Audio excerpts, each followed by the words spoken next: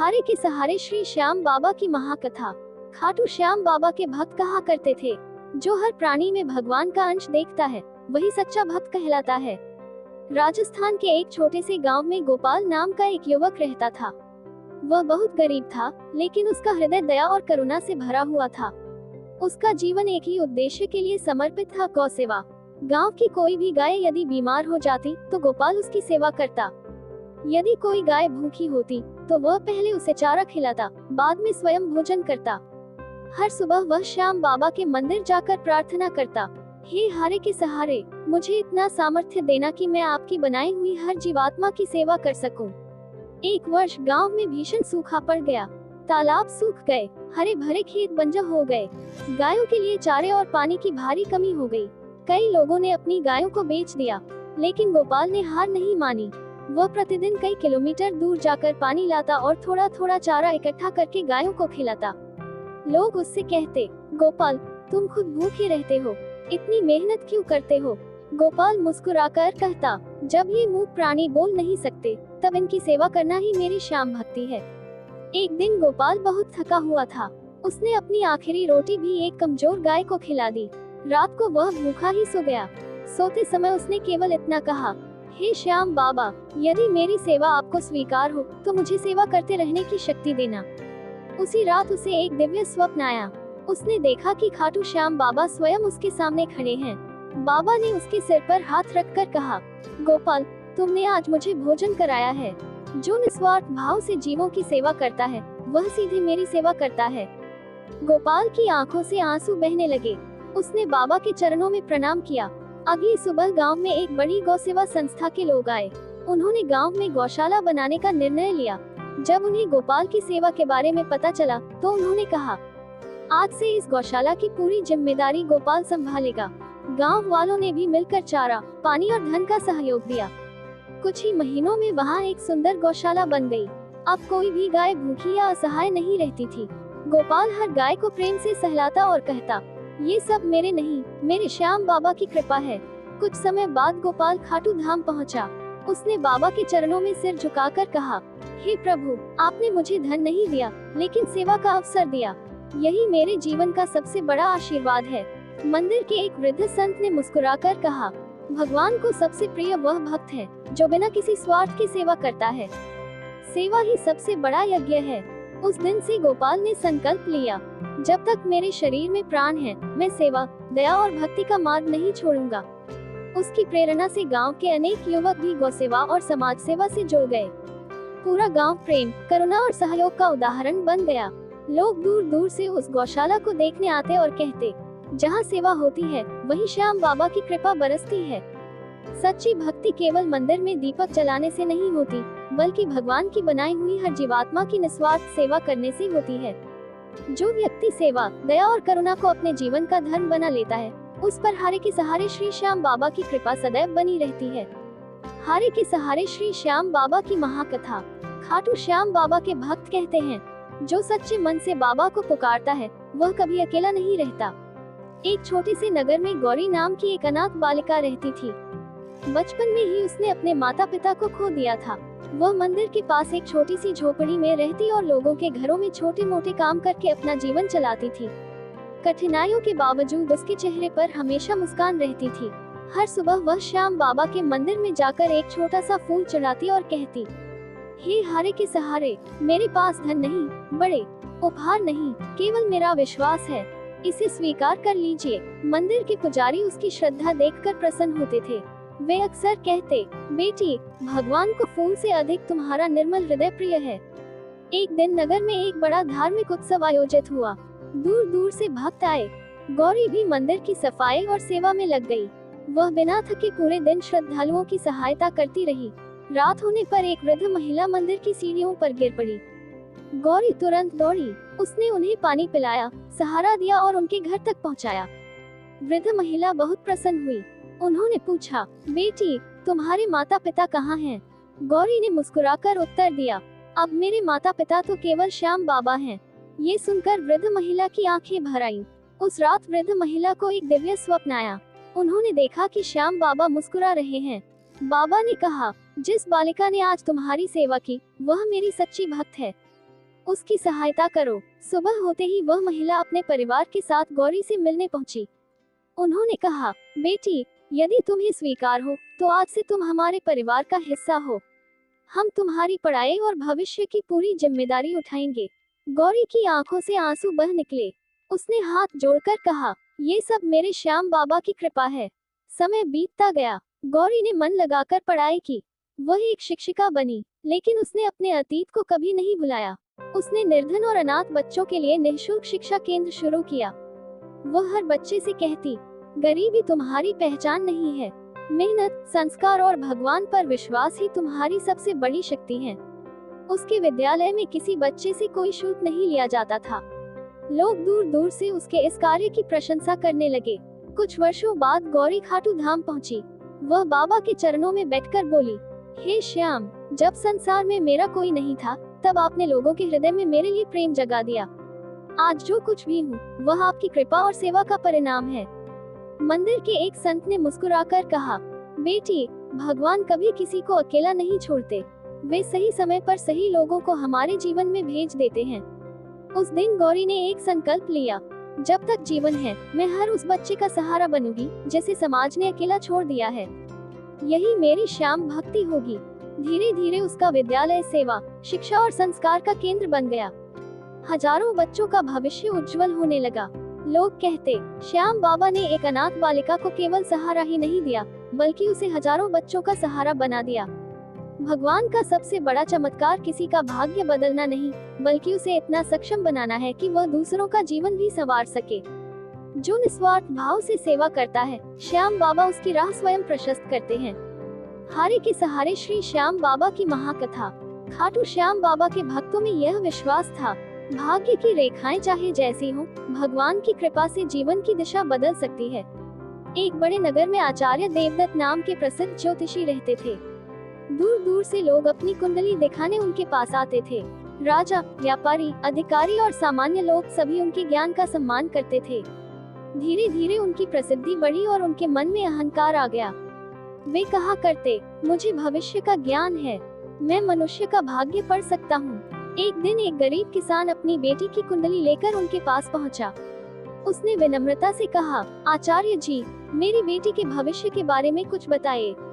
देवदत्त ने कुंडली देखी और कठोर स्वर में बोले, इसके भाग्य में बहुत कष्ट हैं, इसका जीवन सुखी नहीं होगा। ये सुनकर किसान और उसकी बेटी दोनों दुखी हो गए। वे निराश होकर लौटने लगे। रास्ते में उन्हें एक संत मिले। संत ने कहा, बेटा, भविष्य जानने से अधिक आवश्यक है भगवान पर विश्वास रखना। एक बार खाटू श्याम बाबा के चरणों में अपनी चिंता छोड़ दो। किसान और उसकी बेटी खाटू धाम पहुँचे। दोनों ने हाथ जोड़कर कहा, हे हारे के सहारे, यदि हमारे भाग्य में कठिनाइयां हैं, तो हमें उन्हें सहने की शक्ति दीजिए। हमारा विश्वास कभी मत टूटने देना। उधर उसी रात आचार्य देवदत्त को एक अद्भुत स्वप्न आया। उन्होंने देखा कि उनके सामने असंख्य कुंडलियां रखी हैं, लेकिन उनमें लिखी हुई सभी रेखाएं धीरे धीरे मिटने लगी। तभी दिव्य प्रकाश प्रकट हुआ। उस प्रकाश में श्याम बाबा विराजमान थे। बाबा ने मुस्कुराकर कहा, देवदत्त, क्या तुम सचमुच भविष्य के स्वामी हो? आचार्य घबरा गए। उन्होंने सिर झुका लिया। बाबा बोले, तुम ग्रहों की स्थिति बता सकते हो, लेकिन किसी भक्त का अंतिम भाग्य नहीं। हारे के सहारे श्री श्याम बाबा की महाकथा। समय बीतता गया। खाटू श्याम बाबा के दरबार में प्रतिदिन लाखों श्रद्धालु दर्शन के लिए आने लगे। दूर दूर से परिवार अपने बच्चों के साथ बाबा के दर्शन करने आते और उनके चरणों में अपनी श्रद्धा अर्पित करते। एक नगर में रमेश, उनकी पत्नी सुनीता और उनका 8 वर्ष का पुत्र चिंटू रहते थे। पूरा परिवार श्याम बाबा का परम भक्त था। एक दिन उन्होंने खाटू धाम की यात्रा का संकल्प लिया। सुबह सुबह वे बाबा के दर्शन के लिए मंदिर पहुँचे। मंदिर में भक्तों की बहुत बड़ी भीड़ थी। हर ओर जय श्री श्याम के जयकारे गूंज रहे थे। दर्शन करते करते अचानक चिंटू भीड़ में अपने माता पिता से बिछड़ गया। उसने चारों ओर देखा, लेकिन उसे अपने माता पिता कहीं दिखाई नहीं दिए। वह घबरा गया और रोने लगा। उधर रमेश और सुनीता भी अपने बेटे को न पाकर व्याकुल हो गए। दोनों ने मंदिर परिसर में हर जगह उसे ढूंढा, लेकिन चिंटू का कोई पता नहीं चला। आंखों में आंसू लिए वे श्याम बाबा के चरणों में पहुँचे। रमेश ने हाथ जोड़कर कहा, हे हारे के सहारे, हमारा बेटा हमें वापस मिल जाए। हमें आपके अलावा कोई सहारा नहीं दिख रहा। सुनीता रोते हुए बोली, बाबा, आपने हमेशा अपने भक्तों की लाज रखी है, आज हमारी भी रक्षा कीजिए। उधर चिंटू मंदिर के एक शांत कोने में बैठ गया। उसे अपनी माँ की बात याद आई। बेटा, कभी डर लगे तो श्याम बाबा का नाम लेना। उसने आंखें बंद की और धीरे धीरे जप करने लगा, जय श्री श्याम, जय श्री श्याम। कोट। तभी एक वृद्ध सेवक वहां आया। उसने प्यार से पूछा, बेटा, तुम अकेले क्यों बैठे हो? चिंटू ने सारी बात बता दी। सेवक उसे मंदिर के सहायता केंद्र ले गया, जहां खोए हुए बच्चों की सूचना दी जाती थी। कुछ ही देर बाद मंदिर में घोषणा हुई। रमेश और सुनीता दौड़ते हुए वहां पहुंचे। अपने बेटे को सुरक्षित देखकर दोनों की आंखों से खुशी के आंसू बहने लगे। उन्होंने चिंटू को गले से लगा लिया। चिंटू मुस्कुराकर बोला, माँ, मुझे बिल्कुल डर नहीं लगा। मैं लगातार श्याम बाबा का नाम ले रहा था। मुझे लगता है बाबा ने ही उस दादाजी को मेरे पास भेजा। माता पिता ने भावुक होकर कहा, हाँ बेटा, श्याम बाबा अपने भक्तों को कभी अकेला नहीं छोड़ते। अगले दिन पूरा परिवार फिर से मंदिर पहुंचा। उन्होंने बाबा के चरणों में फूल अर्पित किए और कहा, हे श्याम, आपने हमारी सबसे बड़ी चिंता को पल भर में दूर कर दिया। हम जीवन भर आपकी कृपा नहीं भूलेंगे। मंदिर के एक संत ने मुस्कुराकर कहा, विश्वास का अर्थ यह नहीं कि जीवन में कठिनाई नहीं आएगी। विश्वास का अर्थ यह है कि कठिन समय में भी मनुष्य भगवान का हाथ कभी नहीं छोड़ता। घर लौटने के बाद रमेश और सुनीता ने निर्णय लिया कि वे हर वर्ष खाटू धाम आएंगे और मंदिर में आने वाले श्रद्धालुओं की निस्वार्थ सेवा करेंगे। चिंटू भी बड़ा होकर सेवा कार्यों में जुड़ गया। वह छोटे बच्चों से हमेशा कहता, डर लगने पर घबराओ मत, भगवान का नाम लो और सही लोगों से मदद मांगो। भगवान पर विश्वास हमें धैर्य देता है और धैर्य हमें सही निर्णय लेने की शक्ति देता है। सच्ची श्रद्धा के साथ साथ समझदारी और सही प्रयास भी आवश्यक है। जो भक्त विश्वास, सेवा और सदाचार के मार्ग पर चलता है, हारे के सहारे श्री श्याम बाबा सदैव उसके जीवन में आशा का प्रकाश बनाए रखते हैं। हारे के सहारे श्री श्याम बाबा की महाकथा। हारे के सहारे श्री श्याम बाबा की महाकथा। खाटू श्याम बाबा के भक्त कहा करते थे, भगवान को सोने चांदी के आभूषणों से अधिक भक्त का सच्चा प्रेम प्रिय होता है। एक छोटे से नगर में माधव नाम का एक निर्धन मूर्तिकार रहता था। वह मिट्टी और पत्थर से सुंदर मूर्तियां बनाता था, लेकिन उसकी आर्थिक स्थिति बहुत कमजोर थी।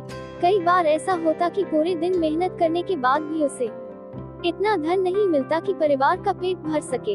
फिर भी उसने कभी भगवान से शिकायत नहीं की।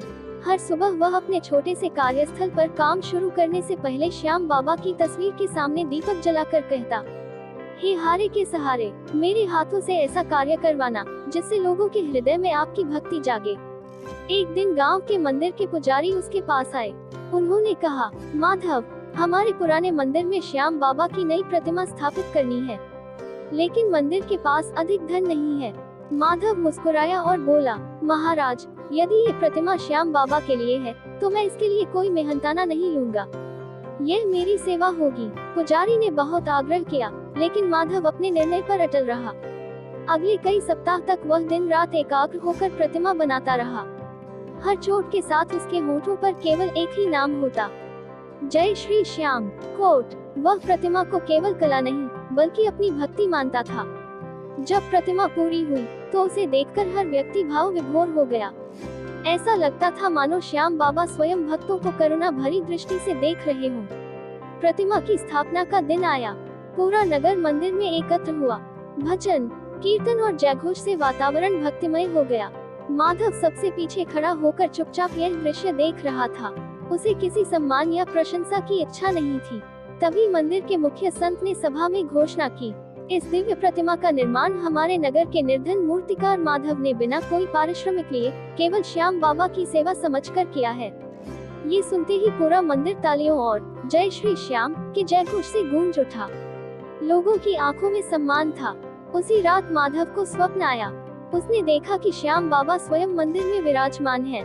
बाबा ने मुस्कुराकर कहा, माधव, तुमने पत्थर में केवल मेरी प्रतिमा नहीं बनाई बल्कि अपने प्रेम और भक्ति को भी उसमें स्थापित कर दिया। तुम्हारी सेवा मुझे अत्यंत प्रिय है। माधव की आंखों से आंसू बहने लगे। उसने हाथ जोड़कर कहा, प्रभु, मुझे जीवन भर आपकी सेवा करने का अवसर मिलता रहे, बस यही मेरी इच्छा है। कुछ ही समय बाद दूर दूर से लोग उसकी कला की प्रशंसा करने लगे। उसे अनेक मंदिरों के लिए प्रतिमाएं बनाने का अवसर मिला। उसकी आर्थिक स्थिति भी सुधर गई, लेकिन उसने कभी अपनी सरलता और विनम्रता नहीं छोड़ी। वह अपनी आय का एक भाग हमेशा मंदिरों, गरीबों और जरूरतमंद बच्चों की सहायता में लगाने लगा। जब लोग उसकी सफलता का रहस्य पूछते, तो वह मुस्कुराकर कहता, मेरी कला नहीं, मेरे श्याम बाबा की कृपा महान है। मैंने केवल अपने हाथों को उनकी सेवा में समर्पित किया है। जब मनुष्य अपने काम को केवल कमाई का साधन नहीं, बल्कि भगवान की सेवा समझकर करता है, तब वही कार्य पूजा बन जाता है। निस्वार्थ सेवा, विनम्रता और सच्ची भक्ति ही वह मार्ग है जो मनुष्य को भगवान के सबसे निकट ले जाता है। जय श्री श्याम। हारे के सहारे श्री श्याम बाबा की महाकथा। सालों बीत गए। खाटू श्याम बाबा की कृपा से जिन जिन भक्तों का जीवन बदला था, वे सभी अपने अपने जीवन में सेवा, भक्ति और सदाचार का मार्ग अपनाकर आगे बढ़ रहे थे। एक दिन खाटू धाम में भव्य फाल्गुन महोत्सव का आयोजन हुआ। देश के कोने कोने से लाखों श्रद्धालु बाबा के दर्शन के लिए आए। मंदिर के चारों ओर दीपों की पंक्तियां सजी थीं। भजन कीर्तन से पूरा वातावरण गूंज रहा था। हर ओर एक ही जयघोष सुनाई दे रहा था, हारे के सहारे, खाटू वाले श्याम हमारे। उसी दिन इस महाकथा के सभी पात्र भी खाटू धाम पहुँचे। गरीब किसान रामलाल, सैनिक वीरेंद्र, छात्र अर्जुन, विधवा जमुना देवी, व्यापारी गोविंद दास, अनाथ बालक कान्हा, शिक्षिका गौरी, गौसेवक गोपाल, मूर्तिकार माधव, बहन मीरा, भाई मोहन, वैद्य सोमेश्वर, राजा विक्रमसेन, गायक सुरेश और वे सभी भक्त जिनके जीवन में श्याम बाबा की कृपा ने नई दिशा दी थी। सबने एक दूसरे को प्रणाम किया। कोई किसी को नहीं जानता था, लेकिन सबको जोड़ने वाला एक ही नाम था, श्री श्याम। मंदिर में भव्य भजन संध्या प्रारंभ हुई। सुरेश ने इस बार बिना किसी अहंकार के भजन गाया, हारे के सहारे, आ जाओ श्याम हमारे। कोट, पूरा मंदिर भक्ति में डूब गया। गोपाल ने गौसेवा का संकल्प दोहराया। गौरी ने अनाथ बच्चों की शिक्षा का व्रत फिर से लिया। अर्जुन ने निर्धन विद्यार्थियों की सहायता जारी रखने का प्रण लिया। रामलाल ने अपनी पहली अच्छी फसल का अन्न क्षेत्र में अर्पित किया। माधव ने अपनी बनाई हुई एक सुंदर श्याम प्रतिमा मंदिर को भेंट की। हर कोई अपनी सफलता का श्रेय स्वयं को नहीं, बल्कि श्याम बाबा की कृपा को दे रहा था। उसी समय मंदिर में विराजमान एक वृद्ध संत ने सभी भक्तों को संबोधित करते हुए कहा, बेटा, तुम सबने अपने अपने जीवन में अलग अलग कठिनाइयां देखी। किसी ने गरीबी देखी, किसी ने बीमारी, किसी ने अकेलापन, किसी ने अहंकार, किसी ने संघर्ष, लेकिन तुम सबकी विजय का कारण एक ही था, विश्वास।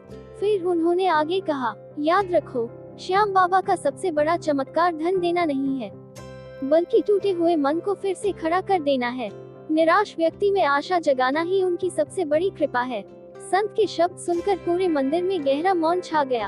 हर भक्त की आंखें नम थीं। तभी सभी भक्तों ने एक स्वर में प्रार्थना की, हे हारे के सहारे श्री श्याम, हमें कभी अहंकारी मत होने देना। हमें हमेशा सत्य, सेवा, दया और भक्ति के मार्ग पर चलाना। यदि हमारे जीवन में सुख आए तो उसे बांटने की शक्ति देना, यदि दुख आए तो उसे सहने का धैर्य देना, और जब कोई निराश होकर हमारे पास आए तो हमें उसका सहारा बनने का अवसर देना। पूरा मंदिर जय श्री श्याम के जयघोष से गूंज उठा। घंटियों की मधुर ध्वनि, शंखनाद और भजनों के बीच ऐसा प्रतीत हो रहा था मानो स्वयं श्याम बाबा अपने भक्तों पर कृपा दृष्टि बरसा रहे हों। कुछ समय बाद सभी भक्त अपने अपने घर लौट गए, लेकिन अब उनका जीवन पहले जैसा नहीं था। वे जहाँ भी गए, लोगों को यही संदेश देते रहे, गरीब की सहायता करो, भूखे को भोजन दो, माता पिता का सम्मान करो, अहंकार छोड़ो, सत्य और ईमानदारी से जीवन जियो, हर परिस्थिति में भगवान पर विश्वास रखो। धीरे धीरे ये संदेश गांव गांव और नगर नगर फैल गया। लोग कहने लगे, सच्चा श्याम भक्त वही है जो केवल मंदिर में ही नहीं, बल्कि अपने व्यवहार में भी श्याम बाबा की शिक्षा को अपनाता है। महाकथा का संदेश, हारे के सहारे श्री श्याम बाबा हमें सिखाते हैं कि विश्वास कभी मत छोड़ो, सेवा सबसे बड़ी पूजा है, विनम्रता सबसे बड़ा आभूषण है, दया सबसे बड़ा धर्म है, और जो दूसरों का सहारा बनता है, उसका सहारा स्वयं श्याम बाबा बनते हैं। आओ, जीवन के हर सुख दुख में एक ही नाम का स्मरण करें, हारे के सहारे, खाटू वाले श्याम हमारे। जय श्री श्याम। Folded hands.